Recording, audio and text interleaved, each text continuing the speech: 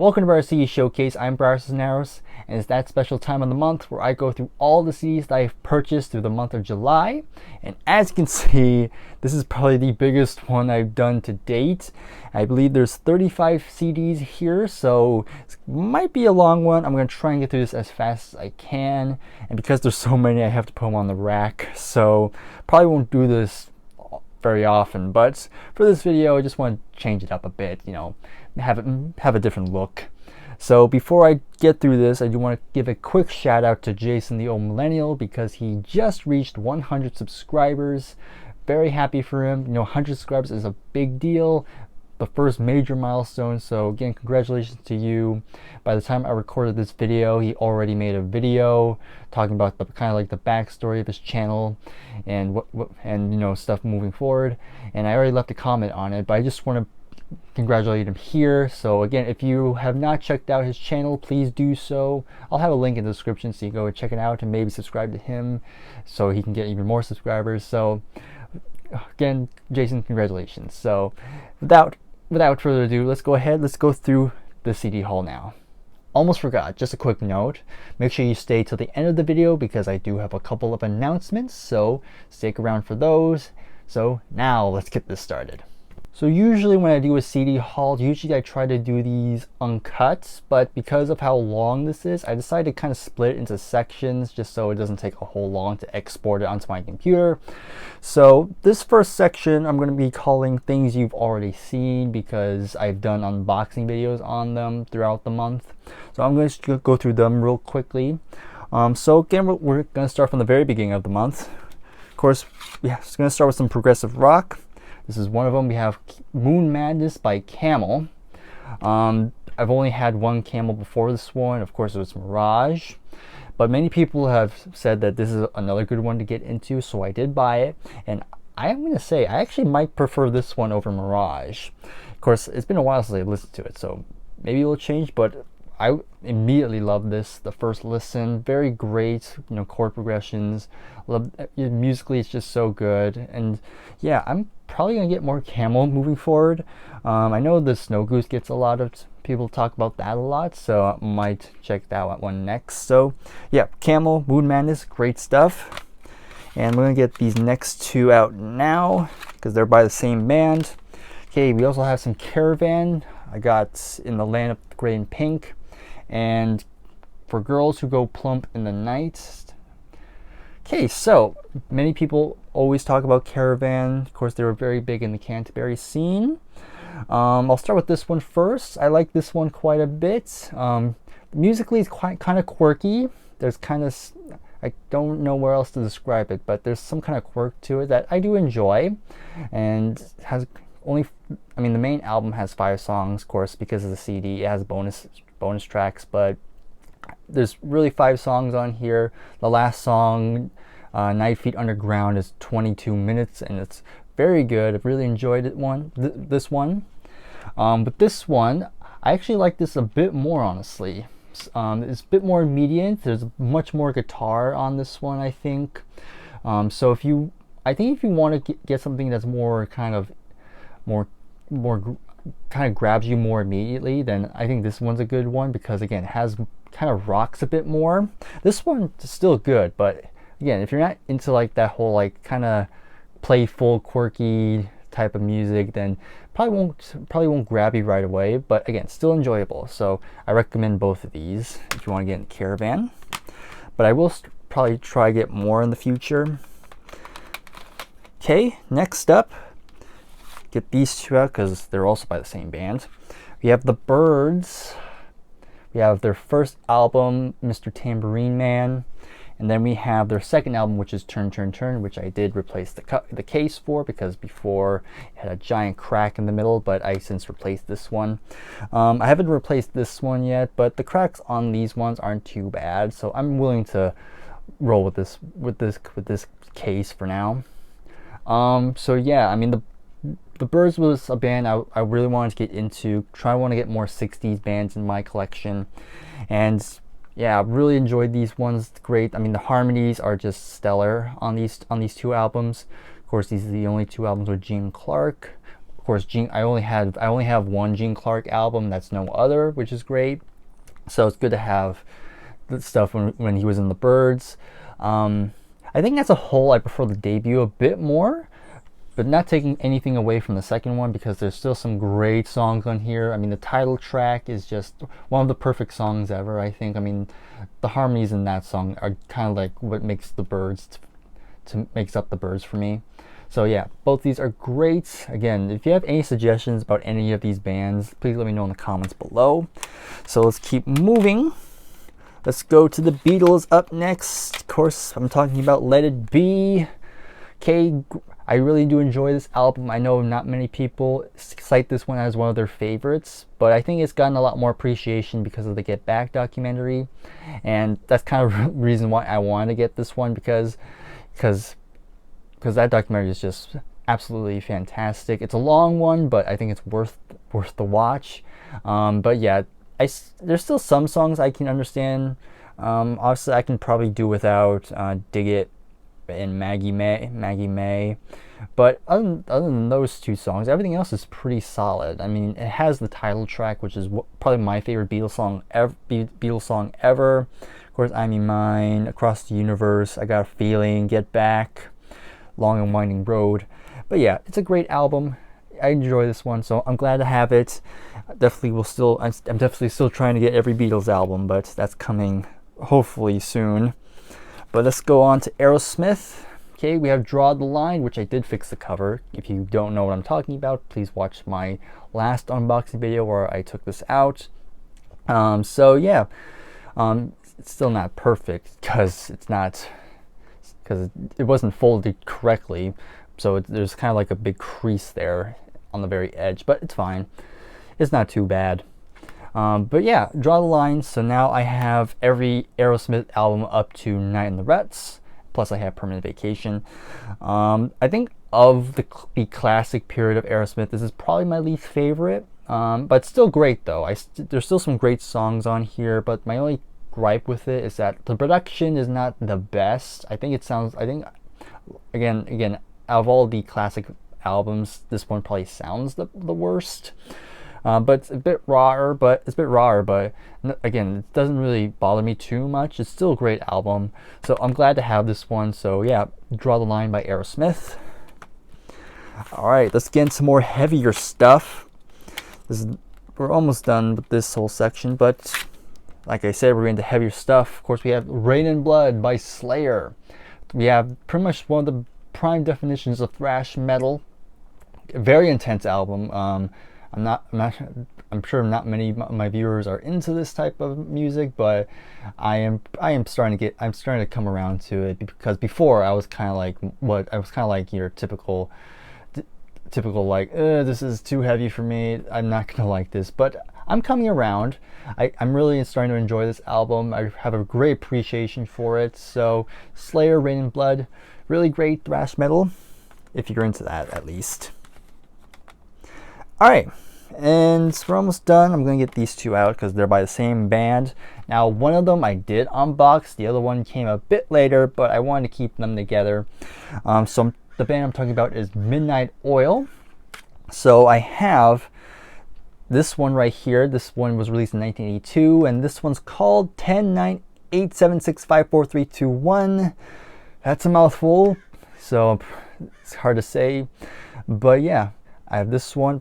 And this is the one I did unbox on camera. This is Diesel and Dust, released in 1987. Okay, so I really wanted to get into Midnight Oil for a while now, because I only knew the one song, which is Beds Are Burning, off this album. So I knew I wanted to get this one, but I wanted to get another one. So around the same time, of course, Larry Graves, a Canadian stud muffin, did a video talking about Midnight Oil, and I left a comment asking, hey, do you have any recommendations? And he cited this one as his favorite, so I decided to get this one as well. I had to get this one off eBay, and this one was from Amazon. So I did listen to both of these, and I am very impressed. I mean, most likely we'll get more Midnight Oil, because I really do enjoy these two. And the lead singer, Peter Garrett, has a very unique vocal style, but I actually quite enjoy it. And I've seen live clips of them, and he's always doing his weird dance moves, but I kind of like that. So I'm probably going to become a big fan of this band. So again, let me know what other albums I should check out by them. So great stuff, great Australian band. All right, and this is going to be the last one of this first section.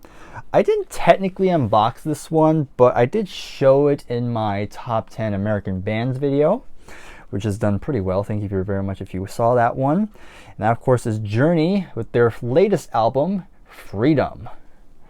And I think I briefly mentioned it in that video, but this is a great album. I really enjoy this one. I mean, this is the third album with Arnel Pineda on the vocals, and he does a stellar job on this one. And actually, one of the songs has the drummer Dean Castronovo singing one song, which is also pretty good.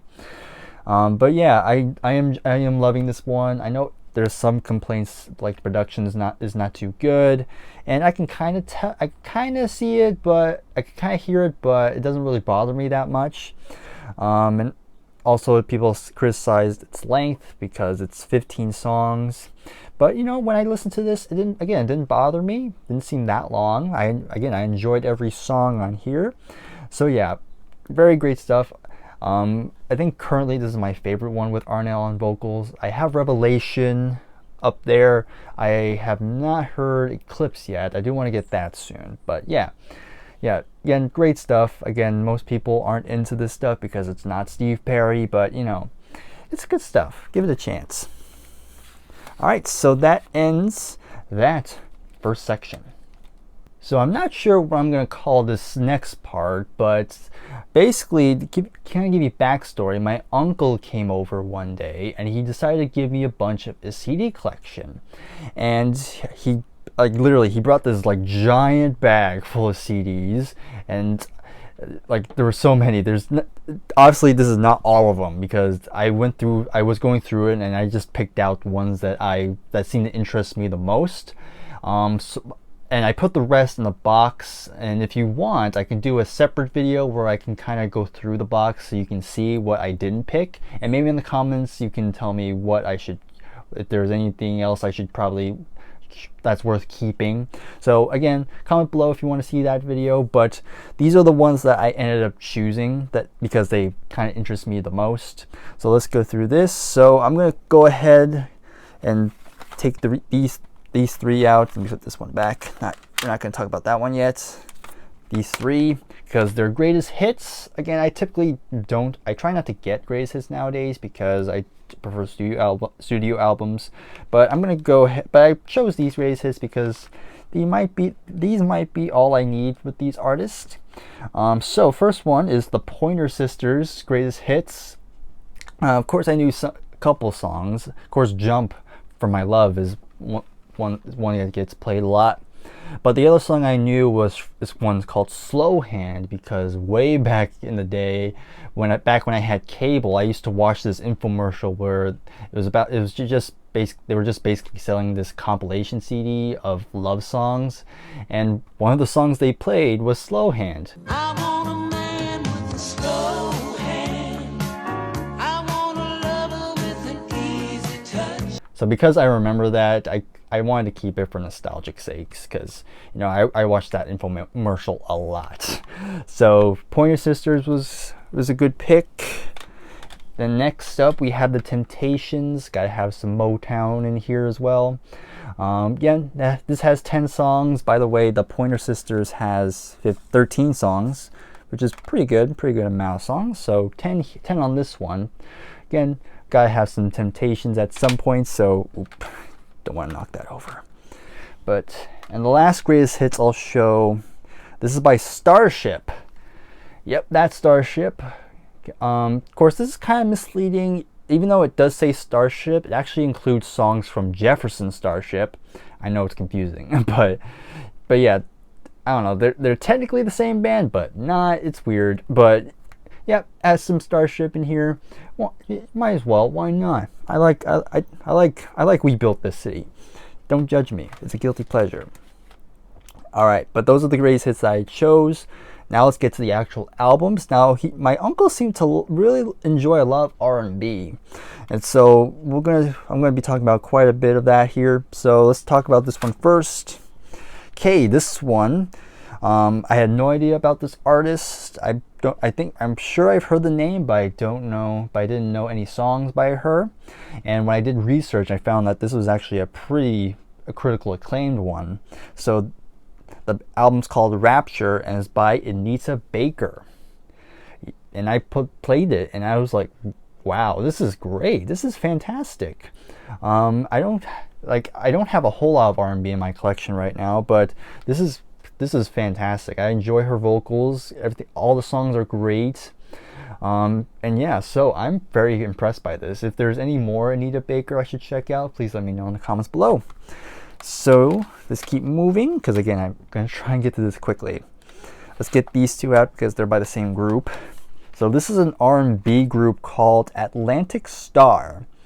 And this one's called All in the Name of Love. Pretty generic name, but you know, I think that's a given.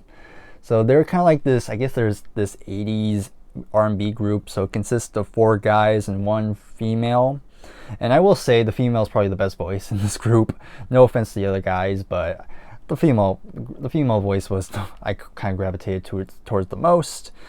But yeah, I enjoy this one. There's some good songs on this one. Again, pretty typical 80s R&B, so I can't really say a whole lot. But it's produced by I just noticed this, produced by Maurice White. Oh, that's an interesting fact. But yeah, I enjoy this one. Pretty good. I can't really say the same for this one. I believe this is the follow-up to this. I could be wrong. But yeah, this one not as memorable as this album here. Yeah, it's kind of like, again, it's just kind of generic, honestly. So the album's called We're Moving Up, and honestly, they sound stagnant. They don't sound moving up, but yeah, you know, I'm pretty happy I got these two. Yeah, I'll still keep them. Who knows? Maybe they'll grow on me. All right, let's get these two out. So we have some Taylor Dayne. I hope I said that right.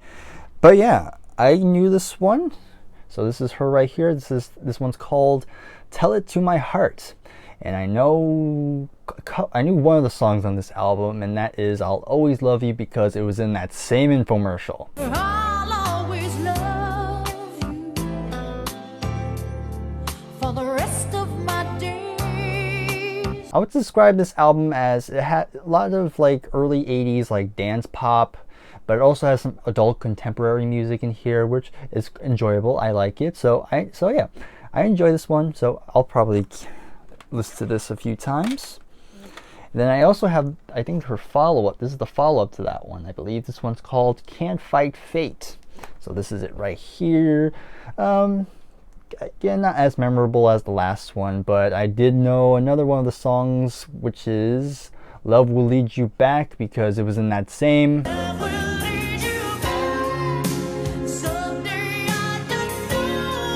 I think you know what I'm trying to say. But yeah, again, not as memorable, but you know, that seems to be a trend, and especially in the 80s, especially in the pop scene. Anyhow, so my uncle also seemed to really like Belinda Carlisle. He had Heaven on Earth, but I already own that, so I decided to go for these two. So this is the follow-up to Heaven on Earth. This one is Runaway Horses. Yep, I think as a whole, I think I prefer this one over Heaven on Earth.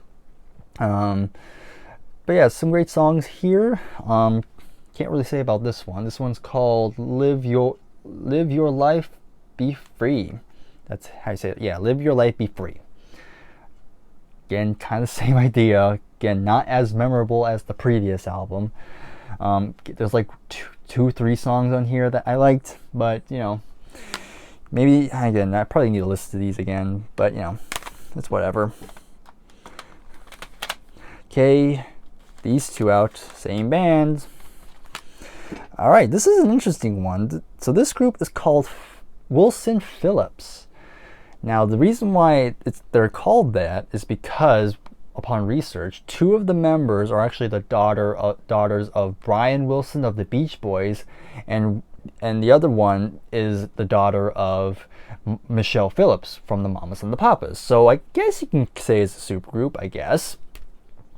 So this is their debut, released in 1990, and I was pretty impressed by this. I like their vocals, and the music's great. There's some great memorable songs in here. Kind of your typical like late 80s, early 90s pop rock, which sounds great. They do a good job on it. So yeah, I'm impressed by this one.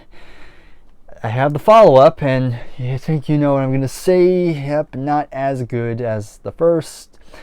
I looked it up and said that this is when they tried to do more serious. Lyrically, they try to be more serious, but I think that affected the music because the music is, again, not as memorable as the first. But it still sounds fine. So yeah, I'm pretty impressed by these two albums. So I don't know, maybe I'll listen to these again soon. I'll keep them around. Alright, Paul Simon's up next. This is The Rhythm of the Saints. Of course, this is his follow-up to Graceland. And I was actually apprehensive at first because I really loved Graceland, and I was like, I hope this is not like a carbon copy of Graceland. It's like the sequel, but not as good.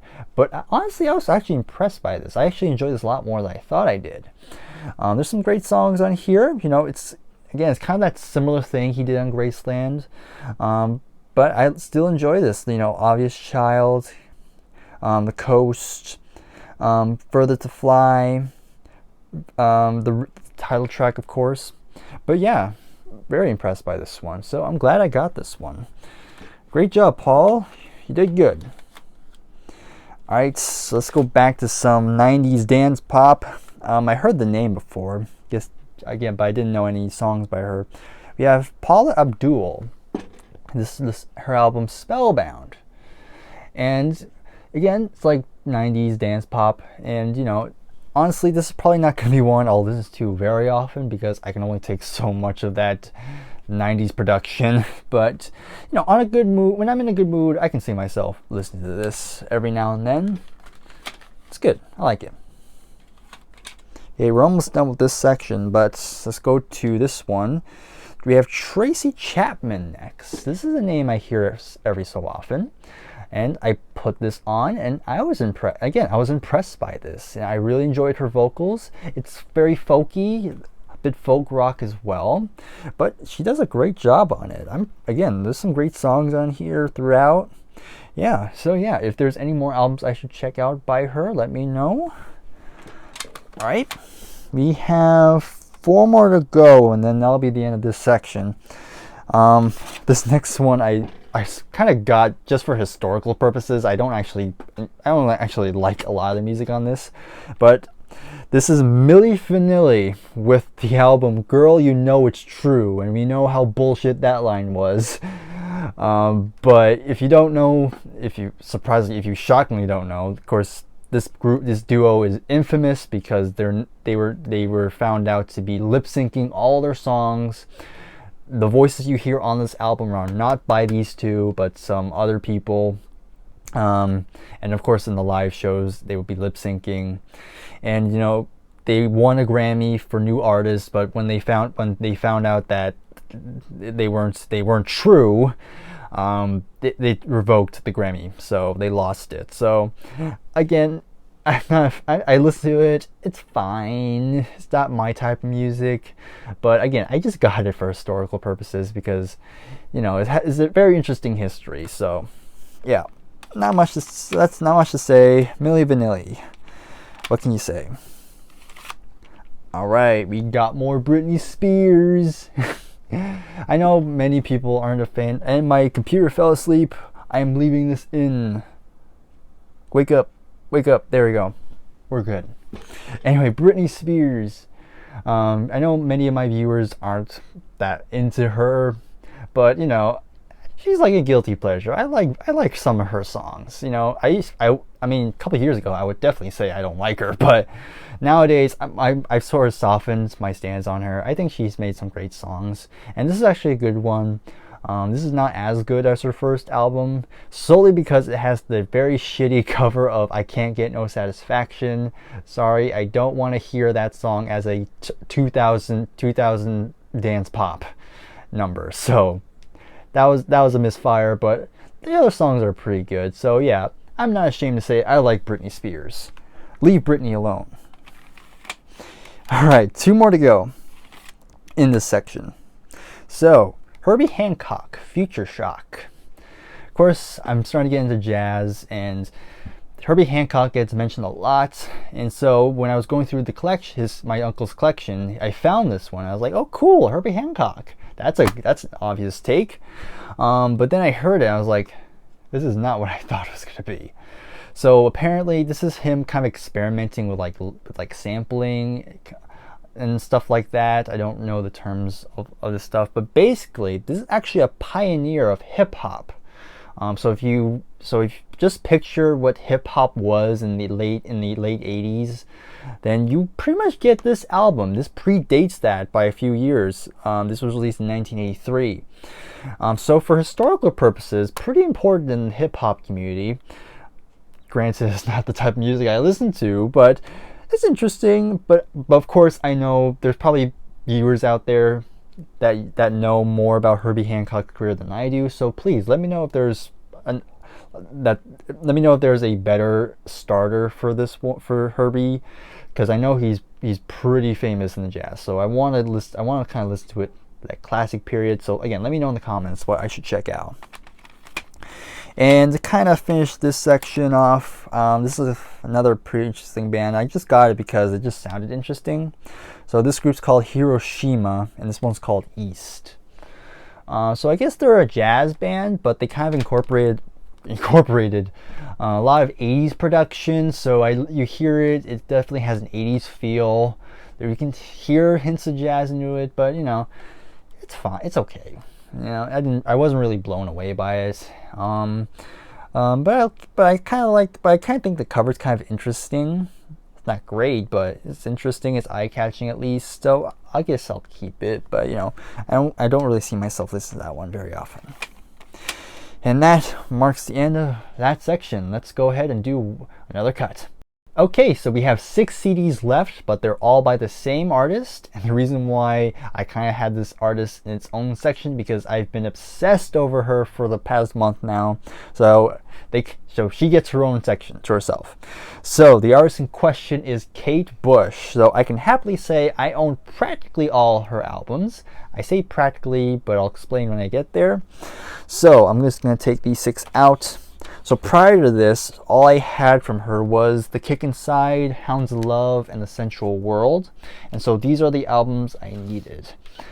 So the albums in question are Lionheart. This is her second album.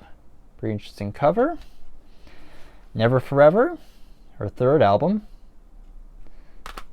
The Dreaming, released in 1982. And then after the Dreaming would be Hound's Love, and then The Sensual World. And then in 1993, she released The Red Shoes. Okay, and then she took a long break, but then 2005 she released her next album, which is Ariel, which is a double CD. And this is a used copy, by the way, if you can tell. And then took another break, but then finally in 2011 she came out with another album, which is 50 Words for Snow, which actually comes in a nice hardcover. Pretty cool. So yeah, so I'm not really gonna talk about my thoughts on these albums, because I do want to announce that sometime in August I will be doing a ranking video of her studio catalog. Because again, I've been so obsessed with her that I just have to do some videos on her career. And of course, I'll probably do a favorite songs each album episode on her. So look forward to those. So earlier I said I practically have all her studio albums. And the reason why I say that is because there is one studio album I don't have, which is Director's Cut, I guess you could call it a covers album, because she kind of goes back and kind of does reworks. she kind of like reworks a couple songs from The Sensual World and The Red Shoes. So I might get that eventually, but I just want to stick to the albums with all new material. So when I do the ranking, I probably won't include that one, but I'll definitely be talking about the 9 that she has. So again, look forward to those. So there you have it. That is every CD that I've acquired throughout the month of July. I know this will probably be a long video, but I do appreciate it if you stuck around. But stick around just a little bit longer because I do have a couple announcements. The first announcement is that in August I won't be doing a CD haul video because starting on August 1st, I will not buy any CDs solely because, you know, I bought so many in this year, so I kind of want to take a break, kind of start saving my money back up because this can get expensive. So I do want to start kind of slowing down a bit. But who knows? It's still July, so I might get more CDs before August. And maybe I'll do a bonus video. We'll see. No promises on that. So again, no CD haul in August, but I do want to announce a new series that I'll be doing throughout the month, and that is a updated CD collection showcase video. I did a whole series where I went through my entire CD collection, but that's kind of old now. That was like, I guess, 2 years now at this point. So I definitely want to do an updated version of it. So for those who are new, because at this point we have a lot of new viewers, we're almost at 200 subscribers, by the way. But for those new viewers who want to see what I do have in my collection now, then look forward to that. That'll probably start. I don't have an exact date, either next week or the week after. We'll see what happens there, but look forward to all that. And that's pretty much it. So thank you very much for watching. Again, if you watched the whole video, thank you very much. If you enjoyed this, then leave a like, and I'll see you in the next video. Take care and goodbye for now.